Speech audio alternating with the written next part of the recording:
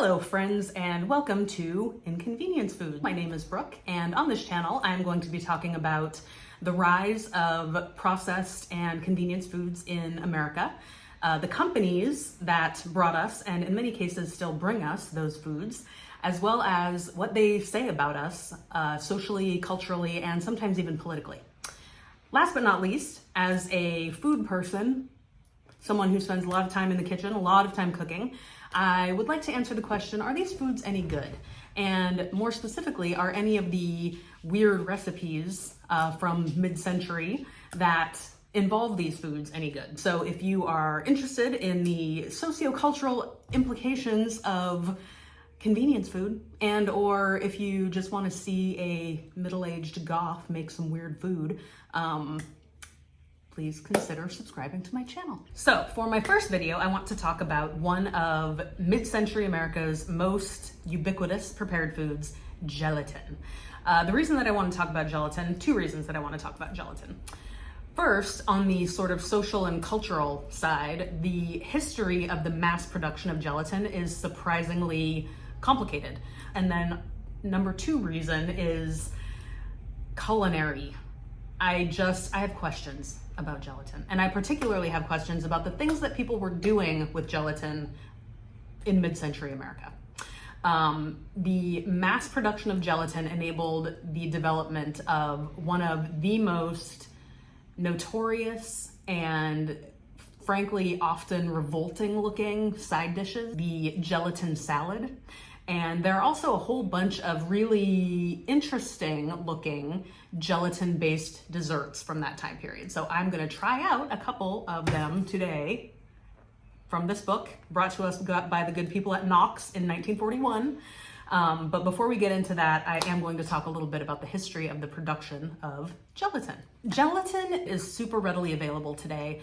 And so it just didn't occur to me that throughout much of history, extracting gelatin was a massive time-consuming pain in the ass. Gelatin is derived from collagen, which is a protein that is found in animal bones, animal skins, hides, connective tissue, basically animal byproducts. And extracting the gelatin from those parts used to be a multiple day affair. It required boiling those parts, skimming them off, letting it sit, clarifying them, boiling them again. So in other words, it was something that people would have their servants do. So serving gelatin throughout much of history, and gelatin dates back to like medieval Europe.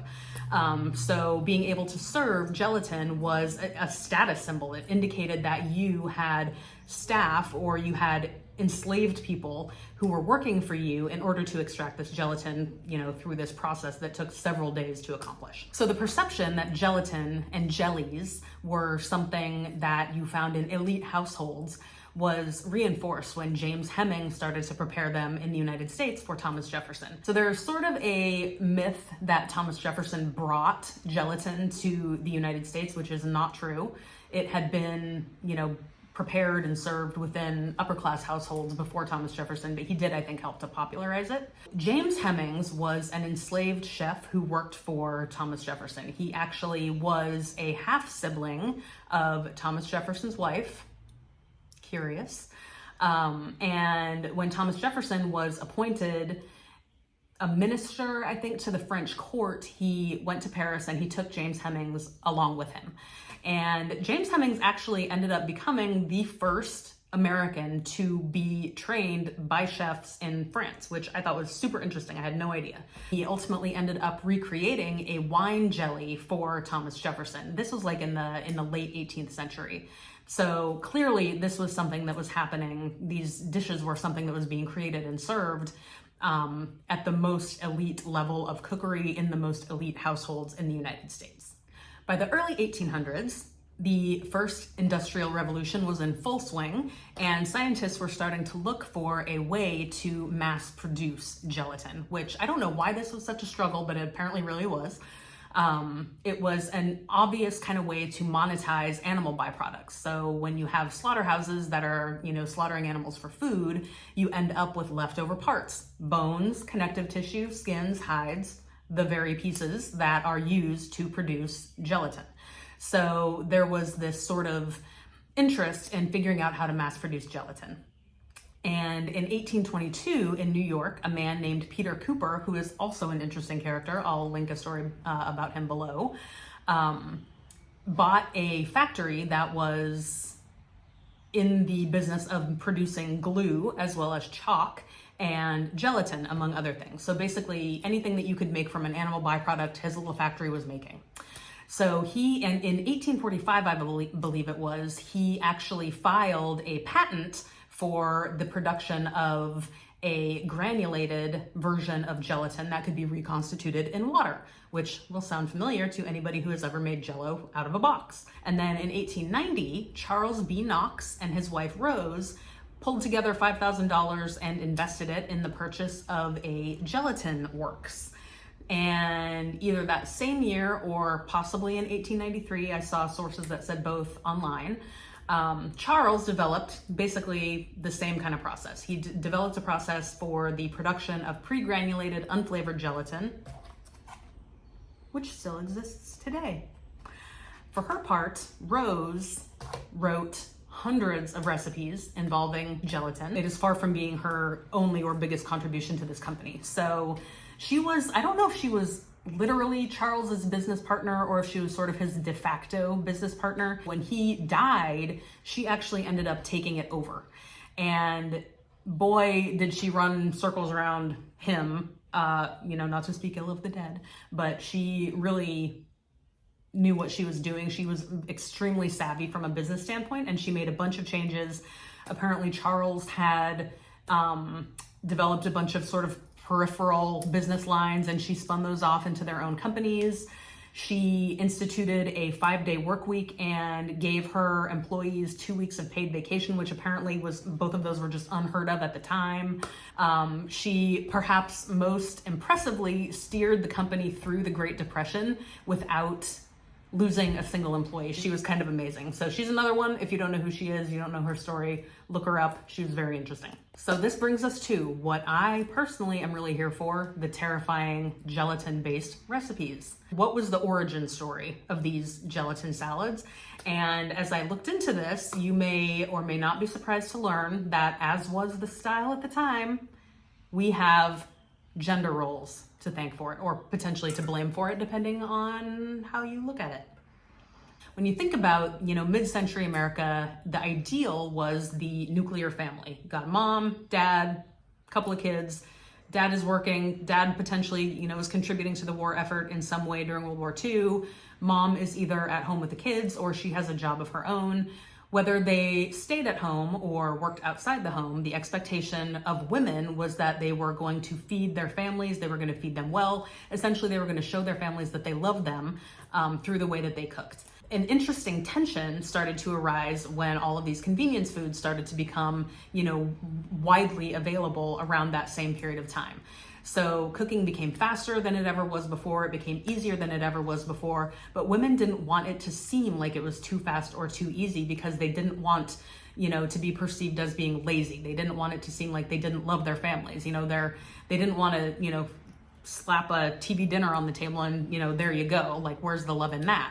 So they started to create these dishes like these gelatin salads in order to show that they really had put effort into what they were doing. So I think here also of things like Bisquick, box cake mix or muffin mix or whatever, if you've ever used those, it is as easy as opening a box and kind of dumping something into a bowl, but you still have to add like an egg, a third of a cup of oil. And I think that the intention there is to make it feel more like real cooking. I'm not super familiar with Sandra Lee from the Food Network, but it seems like this is her whole kind of shtick, is taking processed stuff and making it seem like you really put effort into creating something out of it. So my question is, are these gelatin-based monstrosities any good? Were they ever any good? Gelatin salads, I mentioned earlier, I find them kind of revolting looking. A lot of them look to me like food that has already been partially digested, if you know what I mean. So I'm gonna make one today and we're gonna see what we think. And I'm also gonna make an icebox cake because I have never made one of those either, but it involves gelatin and it involves the refrigerator, which is another thing that became super popular and widely available around mid-century. So let's get in the kitchen and see what we think. Okay, the first recipe that we are going to be making is called complexion salad. There is no explanation in this book about why it is called complexion salad. I'm going to go out on a limb and assume that it's because it is supposed to be good for the complexion. Seems reasonable. So I've got our ingredients assembled here. We've got our cabbage, our lemon, our carrots, our parsley, our mild vinegar. I'm going to be using rice vinegar. We'll see how it goes. And then our onion, which we are going to grate so that we can get 2 teaspoons of juice out of it, which seems a little silly, but we're following the recipe. We're going to be authentic here, and we're going to see how it goes. So I'm going to mise en place and be right back. All right, we've got our stuff chopped here. I would like to confirm that I was correct. Grating an onion to get juice from it is silly. So we are going to soften our 1 envelope of Knox gelatin. I don't know when you how you can tell when it's softened. Add our teaspoon of salt, a cup of hot water,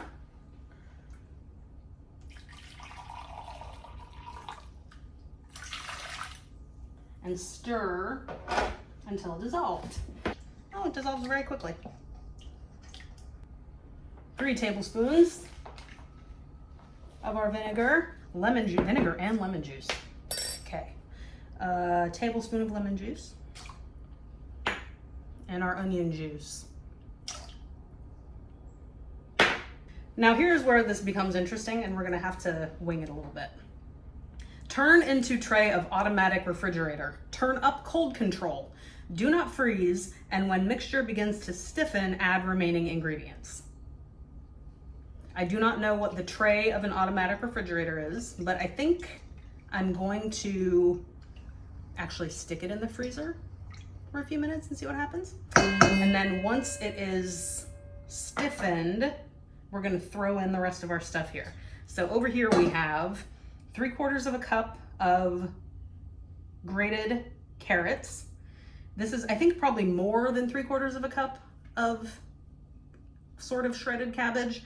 So I'll measure it out when I put it in. And then 2 tablespoonfuls of chopped parsley. I was not going to measure 2 tablespoons of parsley. This is a measurement called the amount of parsley that I had left in my garden. It looks like it's not 2 tablespoons. So we're going to just call it good. And I will be putting that in as well. So I'm gonna let these sit. I'm gonna put this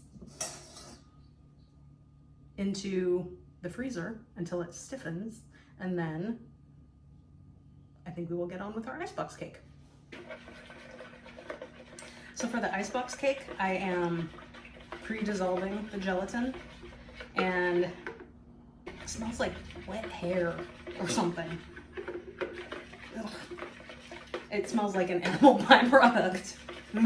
I have got my dissolved gelatin, so to this I'm going to add, one moment.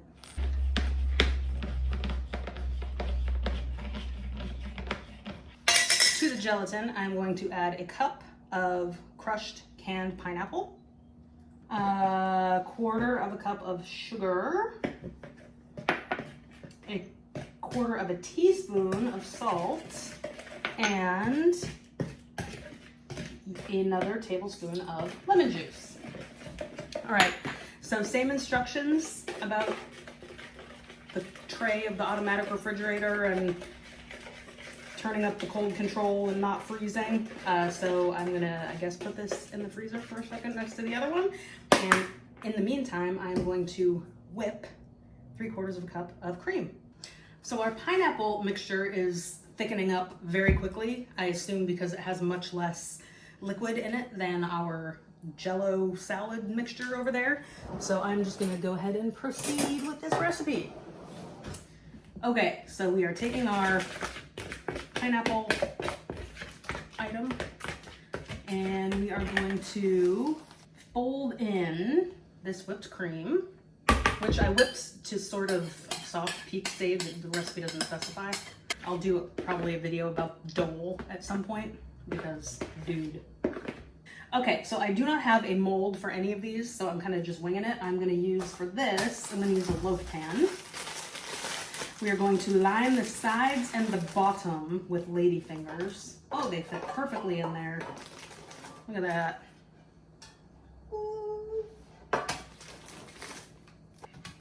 Love it. Okay, so now we are going to put this in.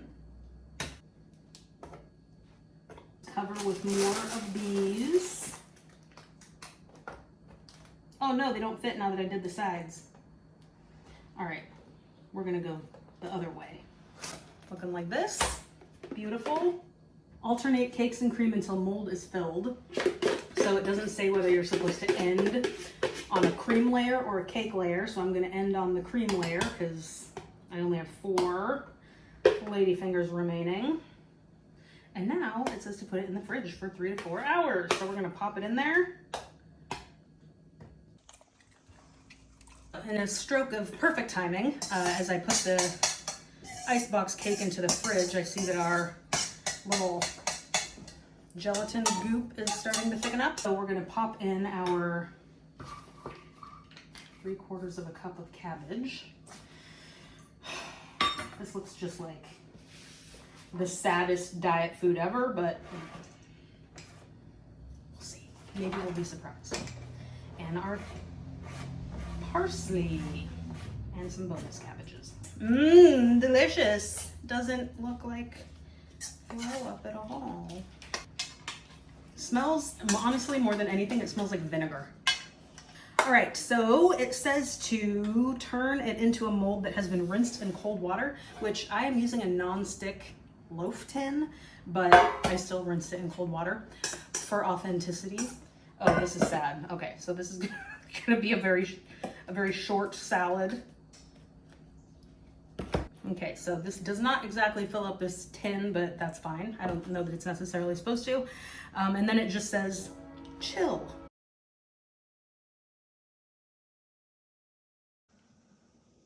All right, we're gonna unmold this thing and try it. But first,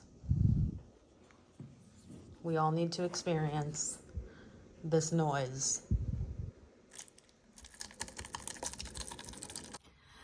Hello again, friends. It is now the nighttime. The light is different, and it is time to taste test the things that we have made.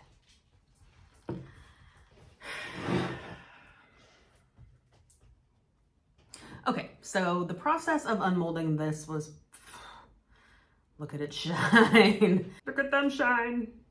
Look at them shine. Mighty boosh. The process of unmolding this was straightforward. It doesn't smell great. I think it's the cabbage.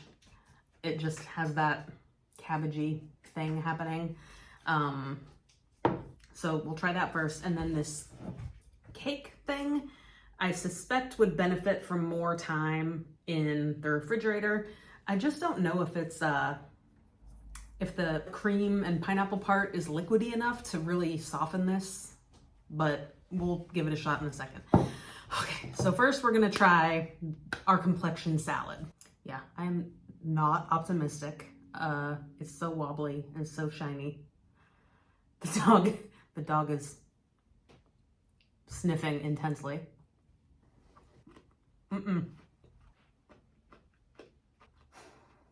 Okay, so flavor-wise, it's not the worst thing I've ever eaten. It's relatively salty, it's acidic, it's got that vinegar in it, so it's nice, like it's savory, but the textures, I just don't love the cold gelatin-y feeling with the vegetables, which are still super crisp and crunchy. It makes me feel like it should be a soup. Like, why is this not a soup? The flavors are fine. I like cabbage. I like all of the vegetables. They're nice and crispy, but I just don't understand why we need to, imprison perfectly good vegetables that never committed a crime in their lives in cold Jell-O. That's my review. Moving on to our Icebox cake. Yeah, these ladyfingers are still very hard.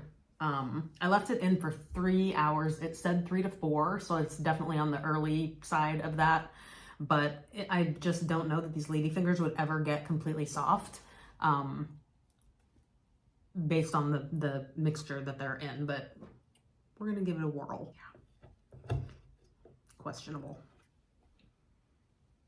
It looks fine. It's not a cake. It is not a cake by anyone's definition.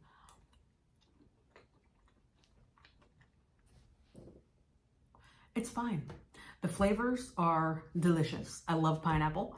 The pineapple and the cream work really well together. It has a little bit of salt in it, so it's not overly sweet. But this is not a cake. There's nothing cake-like about this. You can tell that it has gelatin in it. Like it almost has like the texture is almost like cheesecake or like cream cheese. Yeah, I feel like it doesn't have enough liquid to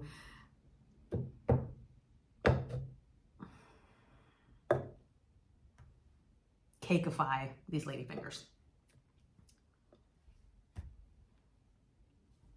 All right, well, thank you so much for joining me on this gelatinous journey today. If you found this topic interesting, please consider subscribing to my channel because believe me when I tell you, there is more where that came from. So until next time, thank you and goodbye.